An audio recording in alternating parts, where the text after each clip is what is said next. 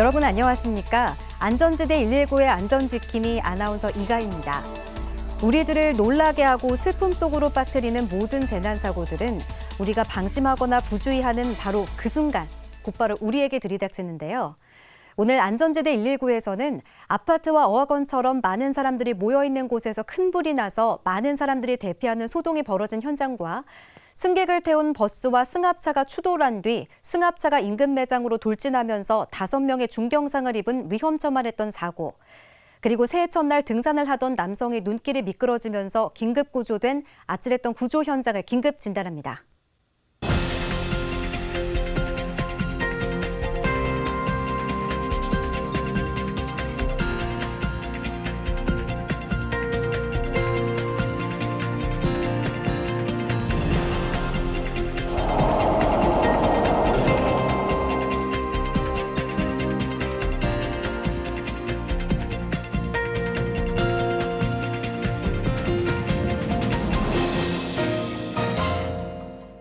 안전지대 119처럼 국민의 안전이 최우선인 전문가를 모셨습니다. 서울시립대 도시방재안전연구소 부소장 이영주 교수님입니다. 교수님 어서 오세요. 네, 안녕하세요. 네, 교수님 잠시만 방심해도 큰 사고로 번지는 것이 바로 화재 사고인 것 같은데요. 특히 많은 사람들이 모여 사는 아파트나 학원, 쇼핑몰과 같이 다중이용시설에서 불이 나면 더욱 위험하잖아요. 네, 누누이 말씀드린 것처럼요. 다중이용시설에서 불이 나면 일단 대피도 쉽지 않고요. 네. 또 우왕좌왕하게 돼서 더더욱 위험하게 됩니다. 네, 특히 이번에도 가장 안락한 보금자리인 내 집 아파트에서 불이 많이 났습니다. 그리고 어학원 꼭대기에서 불이 나서 건물에 있던 사람들이 놀라 대피하는 소동이 벌어졌는데요. 영상 먼저 보시고 말씀 계속 나누겠습니다. 아침 6시 57분 서울 성북구에 위치한 일반 주택에서 엄청난 불길이 치솟고 있습니다. 불은 순식간에 주택을 덮쳤는데요. 긴급 출동한 119 소방대원들이 여러 대 소방차로 협공하며 불길을 잡아보려고 하지만 이미 번진 불은 쉽사리 사그러들지 않습니다. 이 화재로 70대 노인이 2도 화상을 입어 병원으로 긴급 이송됐습니다. 엄청난 연기와 불길을 뚫고 진화에 나선 119 소방대원들의 총력 진화로 더 이상의 피해는 발생하지 않았습니다. 경찰과 소방당국은 1층 현관 앞에 설치된 가스보일러 주변에서 불이 처음 시작된 것으로 보고 정확한 화재 원인을 조사 중입니다.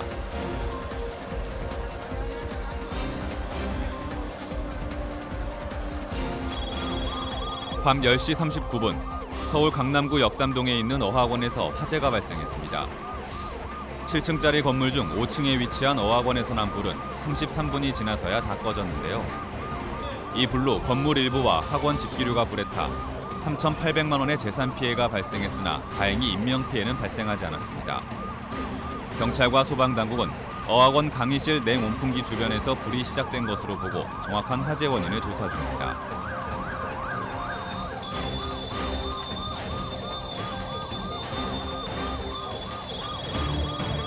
새벽 2시 44분 서울 강남구 원주로에 있는 고층 아파트에서 화재가 발생했습니다.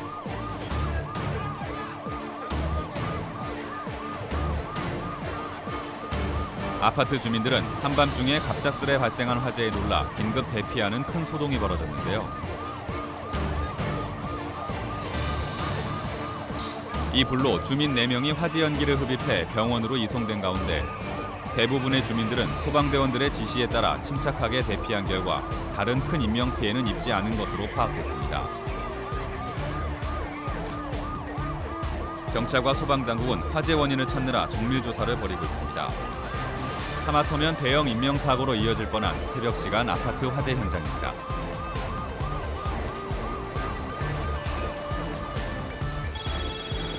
밤 9시 9분 이번에는 여러 가게들이 많이 모여있는 상가에서 불이 났습니다. 서울 동작구 보라매로에 있는 상가 내 간이 분식점에서 연기를 동반한 시뻘건 불길이 치솟고 있는데요. 건물 바깥쪽에 가건물로 지어 영업하고 있던 간이 분식점에서 튀김을 하다 기름이 과열돼 불길이 번진 것으로 보고 있습니다.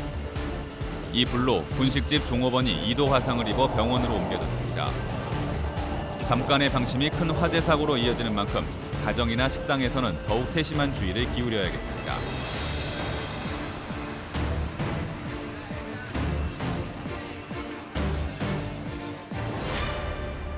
교수님, 우리가 잠깐 방심한 사이 무섭게 덮쳐온 화마의 모습을 보니까 정말 무섭다는 거 다시 한번 느낄 수 있는데요.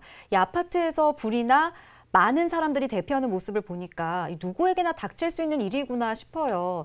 이런 고층 아파트나 다중이용시설에서 불이 났을 때 당황하지 않고 안전하게 대피할 수 있는 방법, 그동안 물론 많이 말씀을 해주셨지만 다시 한번 짚어주셔야 할 것 같아요. 네, 우선 아파트나 주택가 같은 집안에서의 화재 원인을 보면은요. 네. 요즘 같은 겨울철에는 지나친 난방으로 인한 전기 과열, 이것이 가장 많은 것으로 이렇게 집계가 되고 있는데요.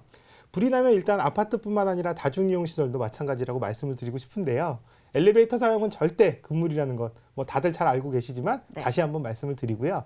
또 영화관이나 쇼핑몰과 같은 건물에 들어가면 무조건 대피로가 어딘지 출입구가 어딘지 먼저 확인하는 습관 꼭 들이시기 바랍니다. 맞아요. 이 대피로 확인은 불이 났을 경우 우왕좌왕하지 않도록 하기 위한 행동이라고 볼 수 있는 거죠? 네, 맞습니다. 다중이용시설에서 화재가 났을 경우에 인명피해가 클 수 있기 때문에 초기 대응도 매우 중요한데요. 대피 방송에 귀를 기울이면서 또 대피로, 비상구로 안전하게 대피하는 것이 가장 중요합니다. 여기서 가장 중요한 행동이 있습니다. 뭘까요? 이하나 선생님. 그러니까 화재가 나면 가스에 질식해서 숨지는 경우가 많은 걸로 저는 알고 있거든요. 유독가스 질식을 피하기 위해서 코와 입부터 막아야 하지 않을까요? 네, 아주 중요한 걸 짚어주셨는데요. 네. 유독가스로 인한 질식 정말 무섭고 위험하거든요. 잘 알고 계신데요. 맞습니다. 가스로 인한 사망사고를 막기 위해서는요. 손수건 같은 걸로 코와 입을 막고요. 또 낮은 자세로 한 손으로 벽을 잘 짚으면서 한 방향으로 신속하게 대피를 하셔야 됩니다. 네. 그렇다면 한 가지 더 말씀드릴게요. 불이 난 건물 안에 갇혔을 때는 어떻게 해야 될까요? 글쎄요. 일단 연기나 불길이 들어오지 못하게 문틈을 막아야 할 것 같은데요. 네, 안전지킴이 역시 맞습니다. 정확하게 네. 맞추셨는데요. 건물 안에 갇혔다 하더라도요. 당황하지 말고 문틈 등을 젖은 수건이나 이불 등으로 잘 막은 후에요. 네. 자신이 이 안에 갇혀 있다는 사실을 외부에 알릴 수 있는 적극적인 행동이 필요한데요. 창밖으로 수건이라든지 옷을 흔들거나 네. 또 혹은 또 기물들을 이용해서 유리창을 깨면 바깥에서 그런 분들을 쉽게 알 수가 있겠습니다. 네. 또 휴대폰으로 119에 전화하셔서 불이 났다는 사실만 알리고 바로 끊는 경우가 많은데요. 절대 바로 그냥 끊지 마시고 네. 계속 통화를 하시면서 본인의 위치라든지 또 주변 상황 등 이런 것들 정보를 계속 알려주시면 조금이라도 빨리 구조될 수 있습니다. 또 그리고 조급한 마음에 절대 창문으로 뛰어내리거나 또 이런 행동들은 굉장히 위험합니다. 오히려 더 위험할 수 있으니까 절대 하시면 안 된다는 거 기억하시기 바랍니다. 맞습니다. 많은 사람들이 모여있는 건물이나 아파트에서 불이 났을 경우 꼭 비상구나 대피로를 이용해서 탈출해라. 그리고 유독가스 질식을 막기 위해서는 평소에 손수건 하나씩 정도는 챙겨 다니시는 거 잊지 마시기 바랍니다. 아침 6시 35분 서울 은평구 통일로 앞 도로에서 버스와 승합차가 추돌하는 사고가 발생했습니다. 불광역에서 연신내역 방향으로 직진하던 버스와 의류 매장으로 좌회전하던 승합차가 추돌했는데요.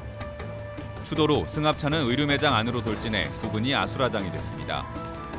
이 사고로 버스와 승합차에 타고 있던 5명이 중경상을 입어 병원으로 옮겨졌는데요. 출근을 준비하던 아침 시간에 날벼락처럼 일어난 사고로 많은 시민들은 놀란 가슴을 쓸어내려야 했습니다. 저녁 6시 49분 서울 동작구 장승배기로 주택 골목길에 승합차가 주차장 기둥을 들이받고 서 있습니다. 좁은 골목길 사이 긴급 출동한 119 구조대가 사고 수습에 분주한데요. 급기야 건너편 주택 난간으로 올라가 로프를 이용해 먼저 기둥 붕괴부터 막고 잔해 제거 작업을 시작했습니다. 119 현장 대응단의 신속한 구조 작업으로 다행히 인명피해는 발생하지 않았습니다. 경찰은 승합차 운전자가 후진을 하다가 주차장 기둥을 들이받은 것으로 보고 정확한 사고 경위를 조사하고 있습니다.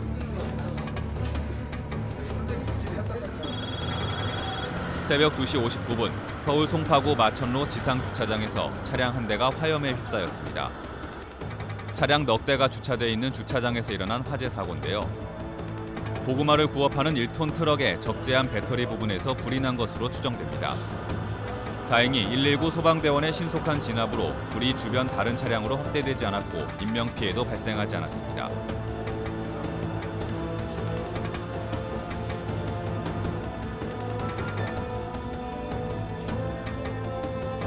방심하다 사고 나는 안전불감증 사고는 도로도 예외가 아닌데요. 설마 하는 방심이 순식간의 사고로 이어지는 도로 위 불안전지대입니다. 의류 매장을 들이받은 차량을 보니까 너무 아찔한데요. 이른 시간이라 매장 안에 사람이 별로 없어서 다행이었지 정말 큰 사고로 이어질 뻔했습니다. 당하는 입장에서는 마른 하늘에 날벼락이 따로 없었을 것 같은데요. 이런 교통사고 역시 운전자의 부주의에서 오는 경우가 대부분이 아닌가 싶어요. 네, 그렇습니다. 교통사고는 차량의 결함에서 나는 경우도 있지만 대부분이 운전자의 부주의에서 사고가 비롯된다고 말씀드릴 수가 있겠는데요. 네. 전방주시, 부주의, 또 음주라든지 과속, 졸음운전 등등 운전할 때는 항상 이런 것들은 멀리 하셔야 된다는 것 꼭 명심하시기 바랍니다. 네, 나뿐만 아니라 타인의 생명까지 앗아간다는 사실 잊지 마시고 운전대를 잡으면 항상 운전에 집중을 하고 안전운전에 신경 쓰시기 바랍니다. 저녁 8시 29분 서울 노원구에 있는 아파트 앞에서 사람이 차 밑에 깔리는 아찔한 사고가 발생했습니다. 119 구조대원들이 유압 장비를 이용해 차량을 들어 올린 사이 차 밑에 깔린 사고 남성을 재빨리 구조해내는 데 성공했습니다. 이 사고로 50대 남성이 머리에 출혈이 있어 병원으로 급히 이송됐는데요. 다행히 생명에는 지장이 없는 것으로 파악됐습니다. 오후 3시 42분 서울 마포구 슈퍼합 언덕길에서 사람이 차량 사이에 끼이는 사고가 발생했습니다. 물건 납품을 위해 언덕길에 주차 중이던 트럭이 주차 브레이크가 풀리면서 굴러가는 것을 트럭 기사가 몸으로 저지하려다 기사의 몸이 트럭과 승용차 사이에 끼이는 끔찍한 사고가 발생한 것입니다. 이를 지켜보던 시민들이 119 구조대를 도와 차량을 이동시키고 차 사이에 끼인 트럭 기사를 구조해냈습니다. 이 사고로 트럭 기사가 다리에 통증을 호소해 병원으로 옮겨졌는데요. 다행히 큰 부상은 아닌 것으로 전해졌습니다. 위험에 처한 사람을 보고 누가 먼저랄 것도 없이 순간적으로 발휘된 시민의식이 한 사람을 무사히 살려낸 구조 현장입니다. 오후 3시 26분 북한산 삼호바위 부근에서 하산하던 60대 등산객이 눈길에 미끄러지면서 발목이 골절되는 사고가 발생했습니다.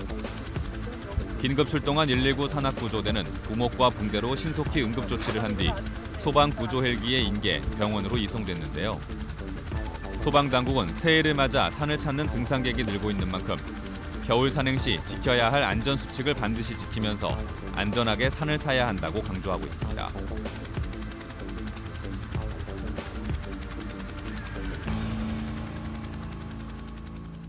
차량 밑에 사람이 깔려 까딱하면 생명이 위험했을 수도 있는 상황이었는데 많은 시민들이 구조대원을 도와서 함께 구조한 영상을 보니까 1년 내내 안전을 강조한 안전지킴이로서 정말 흐뭇함을 느낍니다. 네, 아찔했던 현장에서 그동안 참 많은 인명들이 구조가 됐는데요. 네. 그중에서 이렇게 시민들의 자발적인 도움으로 쉽게 구조된 경우도 많았었습니다.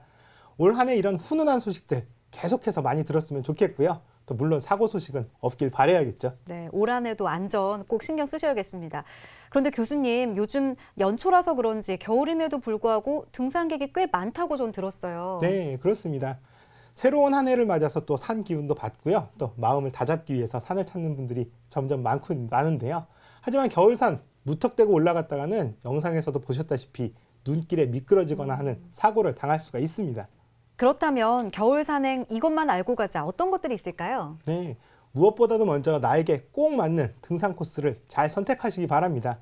본인의 체력을 무시하고 무리하게 갔다가는 위험하다는 것 잊지 마시기 바라고요. 네. 또 겨울이니까 해가 짧기 때문에 오후 4시 전에는 꼭 하산하셔야 된다는 것도 명심하시기 바랍니다. 그리고 또 겨울 산행 시에 중요한 것은 날씨 급감에 따른 체온 유지, 또 그리고 미끄러운 산길에 대비한 아이젠 이런 것들이 굉장히 필수고 또 중요합니다. 그리고 또 산에 가실 때는 날씨 체크를 반드시 해야 한다는 것 다들 아시죠? 네. 여기서 팁을 한 가지 드리자면요. 국립공원에 포함된 산에 가실 때는요. 직접 관리사무소에 전화를 하셔서 그날 날씨를 바로 체크하시는 것이 좋습니다. 또 비상식량도 충분히 챙기시고 또 어떤 상황이 발생할지도 모르니까요. 조난 시에 구조 신호를 위한 휴대폰 보조 배터리 이런 것들도 충분히 챙겨가시는 것 잊지 마시기 바랍니다. 네, 새해를 맞아 가까운 산을 찾는 분들은 오늘 교수님 말씀 꼭 새겨 듣고 안전한 산행하시기 바랍니다. 설마 하는 안전불감증이 사고의 원인이 된다는 거 단 한순간도 잊어서는 안 되겠습니다.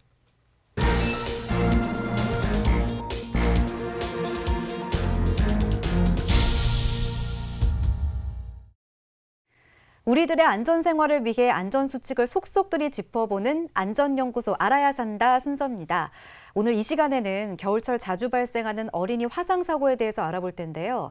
난방기 사용이 많고 또 뜨거운 물도 많이 사용하는 요즘 같은 겨울철에 자주 일어나는 어린이 화상 사고, 이게 얼마나 위험하고 또 어떻게 예방하고 대처해야 하는지 알려주세요. 네, 아이를 키우는 집에서는 특히 주의해야 할 화상 사고에 대한 모든 것 지금부터 알려드리겠습니다. 겨울철에 실내 활동이 많아지면서 아이들의 화상 사고도 점점 늘고 있는데요. 네. 아이들이 화상 사고로 부상을 입는 주요 원인은 바로 열탕 화상이라고 합니다. 열탕 화상이요. 그럼 아이들이 이 열탕 화상을 많이 입게 되는 원인은 뭘까요? 네, 아이들은 어른에 비해서 뜨거운 물에 대한 위험성을 잘 인지하지 못하기 때문인데요. 네. 생각보다 아주 가까운 곳에서 화상을 입기가 매우 쉽습니다. 뭐 정수기의 뜨거운 물이라든지 네. 또 전기밥솥에서 나오는 김, 또 다리미를 비롯해서 국물, 커피, 음식을 통해서도 쉽게 화상을 입기 쉽고요.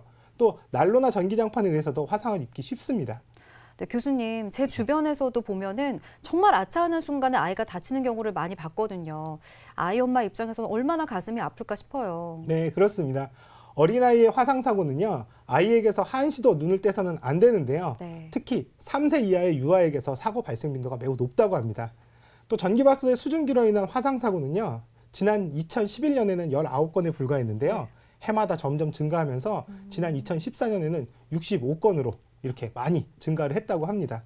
증기가 뿜어져 나오는 소리에 아이가 호기심으로 이렇게 접근을 했다가 또 이렇게 화상을 입는 사고를 당하는 경우가 많아지고 있는 만큼요. 가정에서는 부모님들의 아주 각별한 주의가 필요하겠습니다. 네. 또 뭐 주전자라든지 다리미, 뭐 스토브, 커피포트 등은 아이들 손에 닿지 않는 곳에다 두셔야 되고요. 또 이 전기 코드라든지 이런 네. 부분들도 아예 손에 닿지 않게끔 해주시는 게 중요합니다. 네. 또 테이블 가장자리에는 차, 커피, 국 이런 뜨거운 것들이 쏟아지면 큰일 날 이런 것들은 두어서는 절대 안 되겠고요. 또 요즘 헤어 고데기 이런 것들 많이들 사용하시잖아요. 네.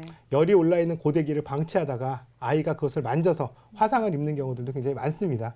또 고데기도 다리미만큼 열이 올라갈 수가 있으니까요. 사용 후에는 아이의 손에 닿지 않는 곳에 두시는 것이 가장 좋겠습니다.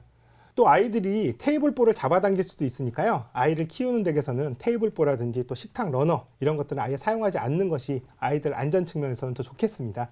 또 아울러 정수기의 온수 버튼은 아이들이 아예 못 틀게 잠금 장치를 해두시는 것이 좋고요. 또 설치 자체를 아이들 키가 닿지 않는 곳, 좀 높은 곳에 하는 것도 좋겠습니다. 네. 이 아이가 있는 모든 가정에서 반드시 신경을 써야 할 것 같은데요. 장식용 전구도 아이들에게는 위험하다는 말을 들었어요. 네, 좋은 질문인데요. 장식용 전구, 또 스탠드 전구도 굉장히 열이 많이 발생하는 이런 제품들이 있거든요. 이런 것들은 만졌을 때 화상을 입을 수 있는 가능성이 크기 때문에 네. 장시간 오랫동안 켜놓는 것은 매우 위험하고 또 이걸 만지는 것도 굉장히 위험하고요. 그렇겠네요. 또 아이가 있는 집에서는 초를 켜놓는 것도 굉장히 위험한 행동인데요. 아이들이 만지면 또 화상을 입을 수도 있지만 또 아이들끼리 촛불을 켜는 것을 흉내내다가 더 큰 불을 낼 수 있는 가능성도 있습니다. 네. 그런데 이렇게 신경을 쓴다고 써도 아이가 화상을 입을 수 있잖아요. 만약 아이가 화상을 입을 경우에는 어떻게 대처해야 할까요? 네. 아이들은 피부 조직이 어른보다 훨씬 또 연약해서 화상 정도가 또 심하기도 하고요. 또 상처도 오래 갈 수 있거든요. 네. 또 2차 감염의 위험성도 있기 때문에 화상을 입었을 때는 빠른 대처가 굉장히 필요한데요. 화상의 정도에 따라서 응급처치를 달리할 수 있다는 것 알아두시면 굉장히 유용하겠습니다. 우선 아이들이 입는 화상은 대부분 약한 1도 화상이 대부분인데요. 네. 그런데 이 1도 화상은 가벼운 화상을 말하는 거죠? 네, 맞습니다. 1도 화상은 피부 겉면이 약간 발그레하게 이렇게 붉어지는 정도의 가벼운 화상을 말하는데요. 네. 따라서 물집까지는 생기지 않고 화상 입은 부위가 조금 따끔거리는 정도의 통증을 동반합니다. 그래서 보통 일주일 정도면 피부가 자연스럽게 아물고 치유되기 때문에 첫 응급처치만 잘 하신다면은 크게 흉터가 남지 않고 빨리 이렇게 첫 치료가 되실 수가 있습니다. 그렇다면 이 첫 응급처치는 어떻게 해야 하나요? 네. 아이가 뜨거운 물이라든지 수증기와 같은 원인으로 가벼운 화상을 입었을 때는요. 화상 부위를 즉시 찬물에 씻어주는 것이 중요한데요. 네. 이렇게 하면 화상이 피부 깊숙이 번지는 것도 막고요. 또 상처 부위의 열기를 식히기 위한 응급처치 방법이기 때문입니다. 그런 후에 화상 부위에 찬물을 흘려보내서 한 15분 정도 충분히 식혀주세요. 얼굴처럼 흐르는 물에 대고 있기 힘든 부위는 얼음 주머니를 이용하면 되는데요. 얼음을 피부에 직접 대는 경우에는요, 피부에 자극이 될 수도 있기 때문에 가제손 수건 등으로 감싼 얼음 주머니를 대주는 것이 좋습니다. 네. 그리고 또 2도 화상부터는 물집도 생기고 통증도 심해질 수 있기 때문에 응급처치를 한 이후에는요, 병원으로 빨리 가서 치료를 받아야 됩니다. 피부 변색이라든지 흉터가 남기 쉽기 때문에 병원에서는 적절한 치료를 빨리 받는 것이 좋은데요. 여기서 중요한 것은 물집이 생겼다고 해서 이것을 일부러 터트리는 행동은 매우 위험한 행동입니다. 근데 보통 물집을 보면은 습관적으로 터트리는 분들이 많잖아요. 이게 왜 위험한 행동인가요? 네, 이렇게 화상으로 생긴 물집이 2차 감염을 예방해주는 역할을 하기도 하기 때문인데요. 이 물집이 터지면서 감염에 노출될 수 있기 때문입니다. 네. 특히 또 화상을 입은 부위에 감자라든지 알로에 등을 붙이는 이런 민간요법을 하시는 분들도 많이 계신데요. 2도 화상 정도의 상처에는 오히려 이러한 방법들이 피부에 자극을 주고요. 또 세균 감염의 위험성을 높이기 때문에 가급적 하지 않는 것이 더 좋겠습니다. 네. 안전연구소 알아야 산다. 오늘은 겨울철 어린이 화상 안전사고에 대해서 알아봤는데요. 아이를 키우는 집에서는 각별한 주의가 필요하다는 거 명심하면서 이영주 교수님의 안전 요점 정리로 다시 한번 복습해 봅니다.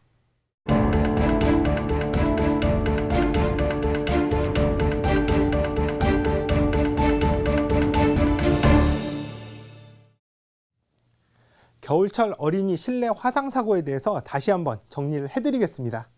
아이를 키우는 부모님께서는 귀담아 들어주시기 바랍니다. 실내 활동이 잦은 겨울철에는요, 아이들이 열탕으로 인한 화상 사고가 자주 발생을 합니다. 따라서 밥솥, 또 뜨거운 정수기에 물, 다리미, 고데기 등은 아이 손에 닿지 않는 곳에 두시기 바랍니다. 테이블의 가장자리에는 뜨거운 차, 커피, 국 등을 두지 말아야 합니다. 그리고 아이가 테이블보를 잡아당겨서 뜨거운 것을 쏟아서 뒤집었을 수 있기 때문에 테이블보나 식탁 러너 이런 것들은 아예 사용하지 않는 것이 어린이 안전을 위해서 좋겠습니다. 만에 하나 화상을 입었다면 당황하지 말고 신속하게 응급처치를 해야 합니다. 1도 화상은 가벼운 화상인 만큼 바로 찬물에 화상 부위를 담근 뒤에 찬물을 15분 정도 충분히 흘려보내줍니다.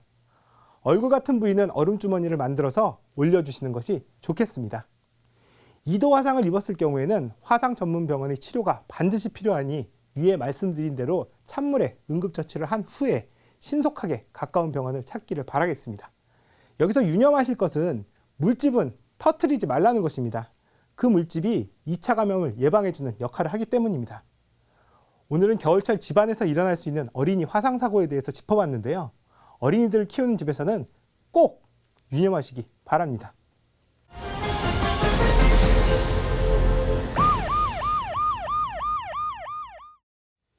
이번 순서는 교통사고 없는 대한민국이 되길 바라는 의미에서 되짚어보는 사고 복귀 시간입니다. 위기의 순간에서 안전지혜를 다시 찾아보는 블랙박스 속으로 지금 들어갑니다.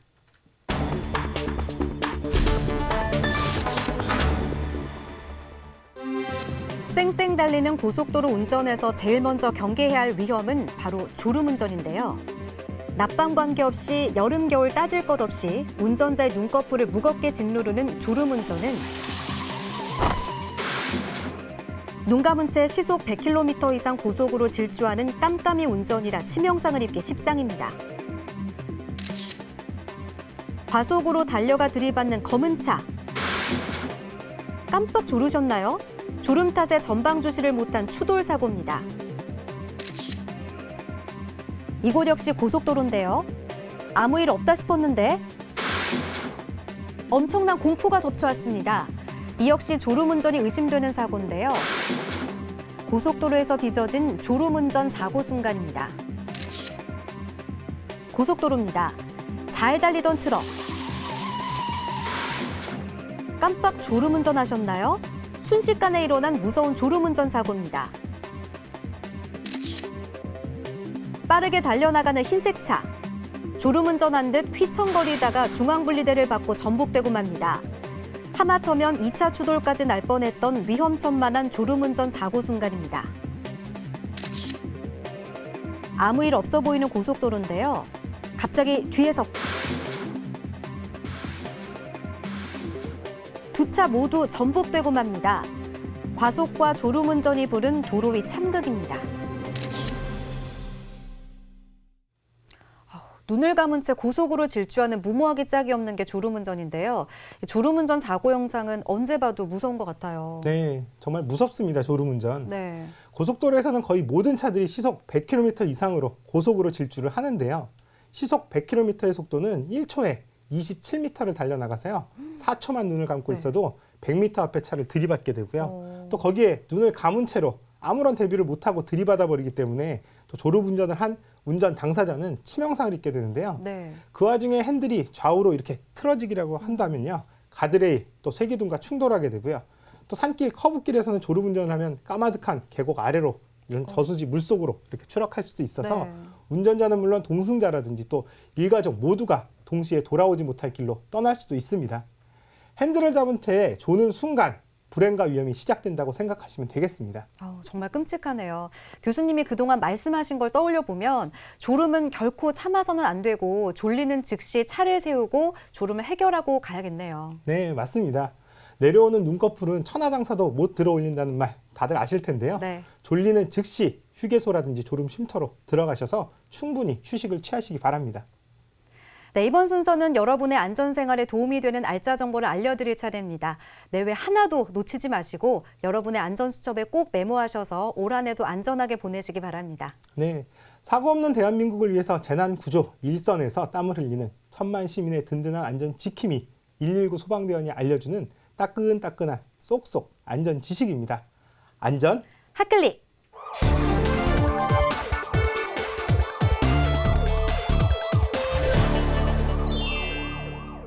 가족들의 옷을 깨끗하게 빨아주는 고마운 세탁기도 잘못하면 어린이들을 위험하게 할 수 있습니다. 어린이가 있는 가정에서는 세탁기 주변에 밟고 올라갈 수 있는 물건이 없어야 합니다.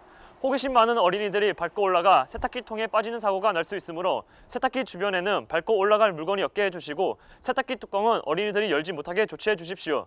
방심하면 내 집안도 매우 위험해집니다.